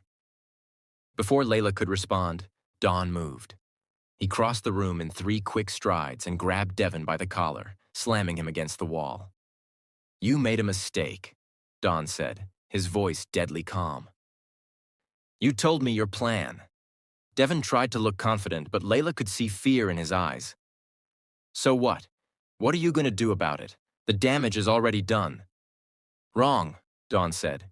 "The damage is about to be undone. Security." 2 men in suits appeared in the doorway, the same security team from last night. "Escort Mr. Devon Barrett off the property," Don ordered, "and make sure he doesn't come back." As the security team grabbed Devon, he started struggling. "You can't do this. I'm family." "Family doesn't betray family," Don said coldly. "We're done. And by the way, that press conference? Still happening. And I'm going to tell them everything, including your involvement in this scheme." Devon's face went pale. "You wouldn't." "Try me," Don said. As Devon was dragged out, still protesting, Layla turned to Don. "That was intense," she said. "That was necessary," Don corrected. "Devon's been undermining me for years. I'm done playing nice." He pulled out his phone and started texting rapidly. "What are you doing?" Layla asked. "Calling my lawyers," Don said. "I want Devon removed from Barrett Enterprises. I want his shares bought out. I want him gone from my life completely." Layla had never seen Don this angry, this ruthless. It was kind of attractive, actually. "Are we still doing the press conference?" she asked. Don looked at her, his expression softening. "Only if you're still comfortable with it. I know this is a lot." Layla thought about it, about Devon's cruel words, about her father's betrayal, about the media calling her a gold digger. Then she thought about Don, about their love, about the truth. "Let's do it," she said firmly. "Let's tell our story." "Okay, pause.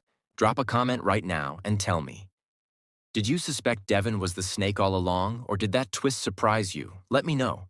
And make sure you're still subscribed because this press conference is about to be everything." 30 minutes later, Layla and Don stood backstage at a hotel conference room where the press conference was being held. Through the curtain, Layla could hear the murmur of dozens of reporters and journalists, all waiting to tear them apart. "I think I'm going to throw up," Layla whispered. "You're going to be fine," Don said, squeezing her hand. "Just remember, we're telling our truth. Nothing they say can change what we have." "Don Barrett, we're ready for you," a staff member said. Don looked at Layla. "Together?" Layla took a deep breath and nodded. "Together." They walked out onto the small stage, and immediately Layla was blinded by camera flashes. The room was packed. Reporters, cameramen, photographers, all of them staring at her and Dawn like they were zoo animals. Layla's heart was pounding so hard she could barely hear. Dawn led her to a podium where 2 microphones were set up. He kept her hand in his, grounding her. "Thank you all for coming," Dawn began, his voice calm and professional. "I know there's been a lot of speculation about my recent marriage, and I wanted to address it directly." The room fell silent except for the clicking of cameras. "6 weeks ago, I married Layla Williams," Dawn continued. "It's true that our marriage began as an arrangement. I needed a wife to fulfill the conditions of my grandfather's will, and Layla's father approached me with a proposal." Murmurs rippled through the crowd. Reporters started shouting questions, but Dawn held up a hand. "Please, let me finish," he said. "Yes, money exchanged hands. Yes, it was a business arrangement. But here's what the media hasn't told you. Here's what they don't know." He turned to look at Layla, his eyes warm. "What started as a transaction became something real," Dawn said. Layla wasn't some gold digger looking for a payday. She was a young woman trying to help her mother with medical debts. She was forced into this arrangement by her father, who has since tried to extort more money from us by threatening to leak this story. The reporters erupted with questions. Dawn ignored them and continued. "I fell in love with my wife," he said simply. "Not because of some business arrangement, not because of obligation, but because she's kind, intelligent, funny, and sees people for who they truly are. She's the best thing that's ever happened to me." Layla felt tears welling up in her eyes. "Now I know some of you are thinking this is just damage control," Dawn said, "that I'm spinning this story to protect my reputation. So let me be very clear." He looked directly at the cameras. "I don't care what you think of me," Dawn said. "Write what you want. Call me a fool. Call me naive. Call me whatever you like. But leave my wife alone. She's done nothing wrong except have the misfortune of being born to a father who saw her as a commodity instead of a daughter." His voice grew harder, more intense. "Richard Williams forced his daughter into this arrangement. My cousin Devin Barrett conspired with him to try to destroy my reputation and take over my company. They're the villains in this story, not Layla. She's just a woman who was trying to survive and ended up finding love in the most unexpected place." Layla couldn't hold back anymore. She stepped up to her microphone. "Can I say something?" she asked, her voice shaking slightly. Dawn nodded, squeezing her hand encouragingly. Layla looked out at the sea of faces and cameras and felt her fear evaporate. These people didn't know her. They didn't know her story. It was time to tell them. "My name is Layla Williams," she began. "I'm 22 years old. I have a degree in graphic design from Atlanta Community College. My mom is a nurse's aide who works 3 jobs to make ends meet. We've never had money. We've struggled my whole life." She paused, gathering her courage. She paused, gathering her courage. "When my father, a man I'd never met, showed up and offered me money to marry a stranger, I said yes," Layla continued. "Not because I'm a gold digger, not because I wanted to marry rich, but because my mom was drowning in medical debt and I was desperate to help her." Her voice grew stronger. "I walked down that aisle terrified," Layla said. "I married a man I thought was old and dying. I married him thinking I'd endure a few uncomfortable years, and then my mom would be taken care of. That was the plan." She looked at Dawn, her eyes full of love. "But then I got to know him," Layla said softly. "And he was funny, and smart, and kind. He supported my career. He made me laugh. He treated me with more respect and dignity than anyone ever had. And I fell in love with him. Not with his money, not with his status. With him." The room was completely silent now. "So, yes, our marriage started as an arrangement," Layla said. "But it became real. It became love. And I don't care if you believe me or not. I don't care if you think I'm a gold digger or a fraud or whatever else you want to call me. Because I know the truth. And so does he." She turned to Dawn, tears streaming down her face. "I love you," she said, "and I'd choose you 1,000 times over, even if you had nothing." Dawn's eyes were suspiciously bright. He pulled Layla into his arms right there on stage and kissed her. The cameras went crazy, flashes popping like lightning. When they broke apart, Don turned back to the microphones. "That's all we have to say," he announced. "We won't be taking questions. But know this, Layla and I are staying together. We're making this marriage work, and anyone who has a problem with that can direct their complaints to my lawyers." He led Layla off the stage, leaving the reporters shouting questions behind them. Backstage, Layla collapsed into a chair, her whole body shaking. "That was intense," she said. "That was perfect," Don corrected, kneeling in front of her. "You were perfect. Did you mean what you said? That you'd choose me even if I had nothing?" "Of course I meant it," Layla said. "Don, I fell in love with you when I thought you were a broke old man with nothing but medical bills. The money doesn't matter to me." Don laughed, his eyes full of joy. "I wasn't broke even in disguise. I still lived in a mansion." "Okay, fair point," Layla conceded. "But you know what I mean. I love you, the person. Everything else is just bonus." "I love you too," Don said. "So much." They were interrupted by Don's phone ringing. He checked it and his expression turned serious. "It's my head of security," he said, answering. "What's going on?" Layla watched his face change from serious to shocked to angry.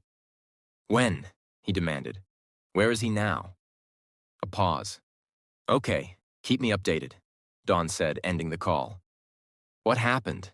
Layla asked, worry creeping back in. "Your father," Don said grimly. "He tried to break into the mansion about 20 minutes ago. Security caught him. He's claiming he came to see you, but he was carrying a gun." Layla's blood went cold. "A gun? Why would he have a gun?" "I don't know," Don said. "But he's in police custody now. They're charging him with attempted breaking and entering, possibly assault with a deadly weapon." Layla should have felt relief, but instead she felt sad. Her father was a monster, but he was still her father. Some small part of her had hoped he might change. "Hey," Don said gently, seeing her expression. "This isn't your fault. Richard made his choices." "I know," Layla said quietly. I wish things were different."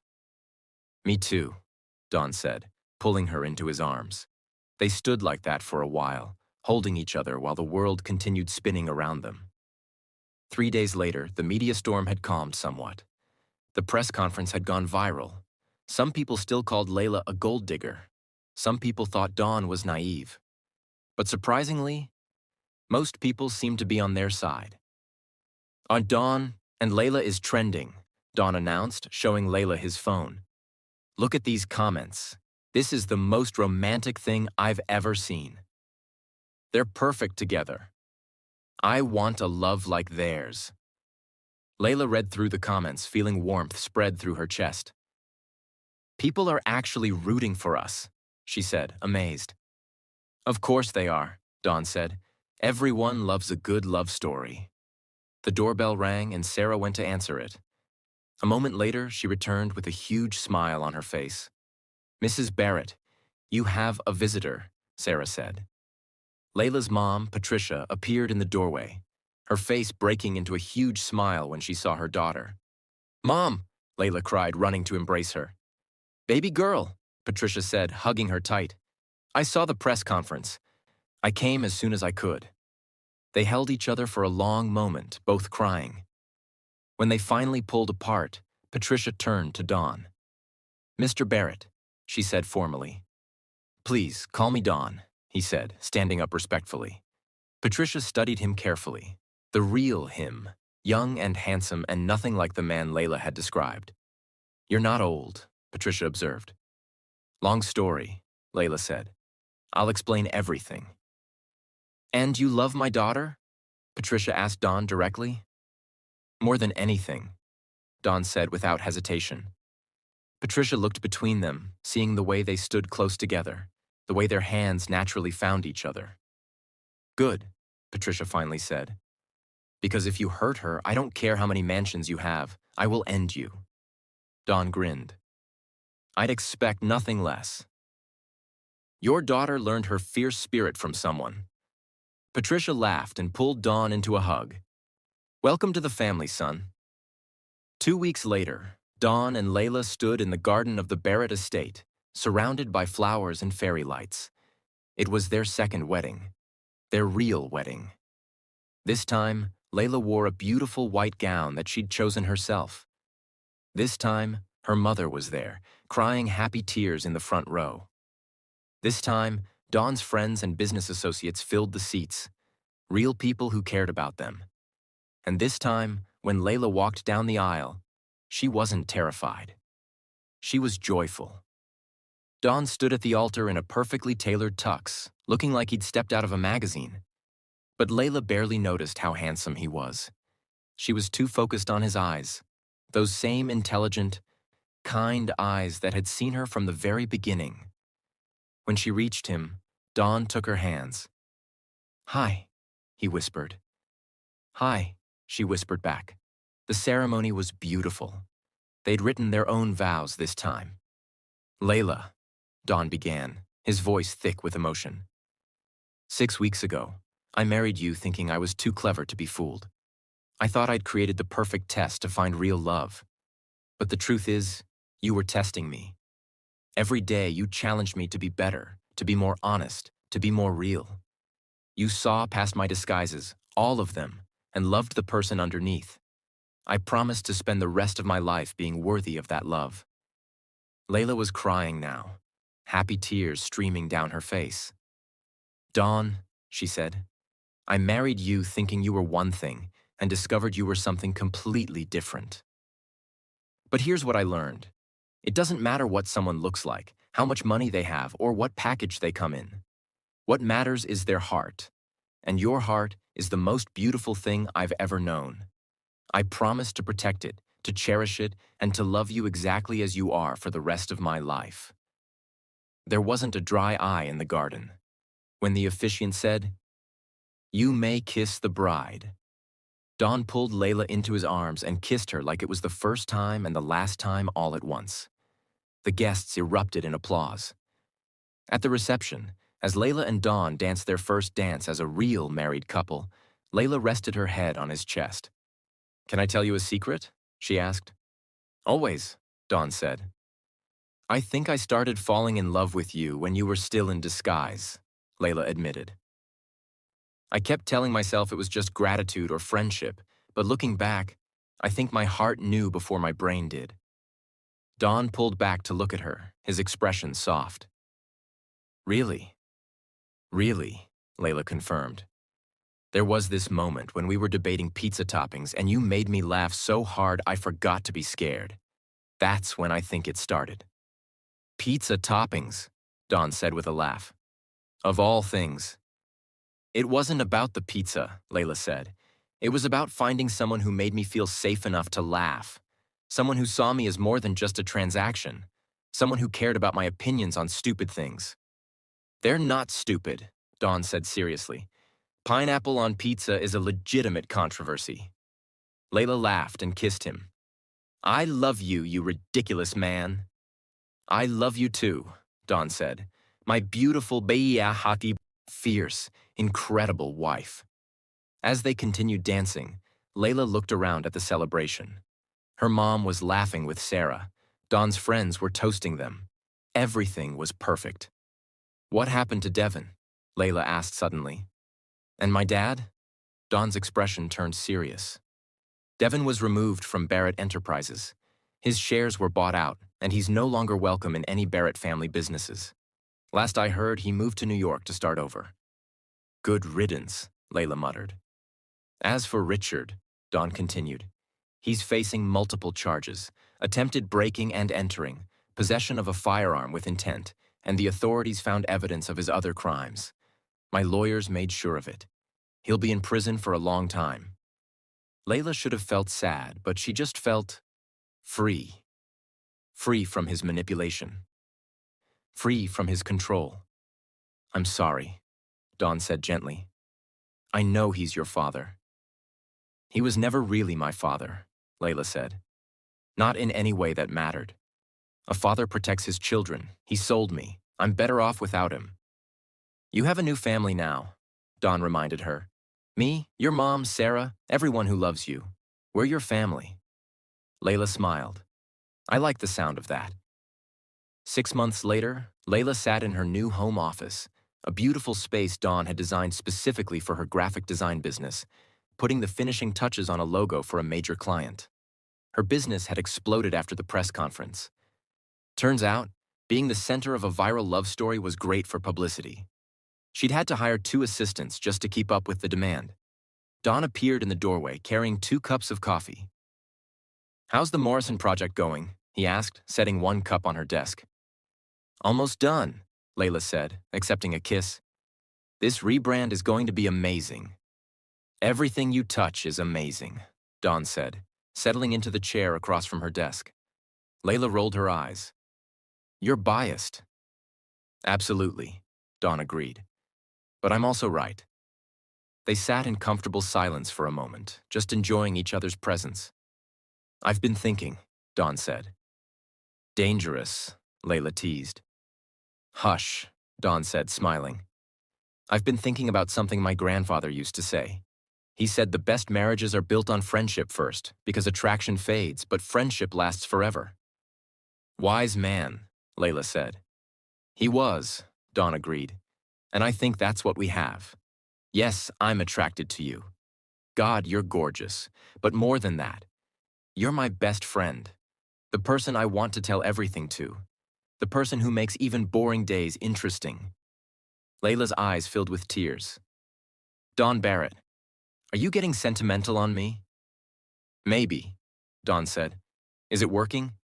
"Completely," Layla admitted. "You're my best friend, too. The pizza-topping, debating, business advice-giving, disguise-wearing love of my life." "Are you ever going to let the disguise thing go?" Dawn asked with a laugh. "Never," Layla said firmly. "I'm going to tell our grandkids about how their grandfather catfished me in real life." "Fair enough," Dawn said. "As long as you also tell them how their grandmother saw past the disguise and loved me anyway." "Deal," Layla agreed. Dawn stood and pulled Layla up into his arms. "I love you, Mrs. Barrett." "I love you too, Mr. Barrett," Layla said. "Even though you're a weirdo who thought wearing a disguise was a good idea." "It was a good idea," Dawn protested. "It led me to you." And really, Layla couldn't argue with that. 3 years later, Layla stood in the nursery of their home, rocking a sleeping baby boy in her arms. Dawn appeared in the doorway, his expression soft. "Is he asleep?" Dawn whispered. "Finally," Layla whispered back. "He's got your stubborn streak. Refused to go down for 2 hours." Dawn crossed the room and looked down at their son, little Neil Barrett, named after Dawn's grandfather. "He's perfect," Dawn said softly. "He is," Layla agreed. As they stood there watching their son sleep, Layla thought about how much her life had changed in 3 years. From a struggling designer living in a tiny apartment to a successful business owner living in a mansion. From a woman forced into marriage to a woman deeply, completely in love. From someone who thought she knew what she wanted to someone who found everything she needed in the most unexpected place. "What are you thinking about?" Dawn asked, noticing her expression. "Pizza toppings," Layla said with a smile. Dawn laughed quietly. "You're ridiculous." "You love it," Layla countered. "I love you," Dawn corrected, kissing her temple. "All of you. Even the ridiculous parts." "Good," Layla said. "Because you're stuck with me." "Best decision I ever made," Dawn said. "Well, second best. The best was taking off that disguise." "I don't know," Layla said thoughtfully. "I kind of miss the old man sometimes. He had a certain charm." "You're joking," Dawn said flatly. "Completely serious," Layla said, grinning. The raspy voice was kind of sexy in a weird way. "You have strange taste," Dawn said. "I married you, didn't I?" Layla teased. Dawn pulled her close, careful not to wake the baby, and kissed her properly. "I love you, Layla Barrett," he whispered against her lips. "I love you too, Dawn Barrett," she whispered back. "Forever." And she meant it.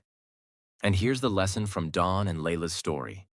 True love isn't about what someone looks like. how much money they have, or what they can give you. It's about finding someone who sees your soul and loves you for exactly who you are. Don thought he needed to hide himself to find real love.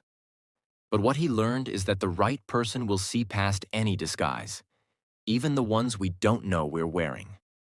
And Layla learned that sometimes the best things in life come from the most unexpected places. She walked into a nightmare arrangement and came out with a beautiful love story. The world will always judge you based on appearances, but real love sees deeper than that. It sees character. It sees kindness. It sees the heart beneath the surface. That's what matters. Don't settle for someone who loves you for what you have or what you look like. Wait for someone who loves you for who you are. Because that's the kind of love that lasts forever. If this story touched your heart, hit that subscribe button. I drop 2 new stories every week, and trust me, you don't want to miss them. Give this video a thumbs up if you're rooting for true love, and drop a comment telling me what story I should tell next.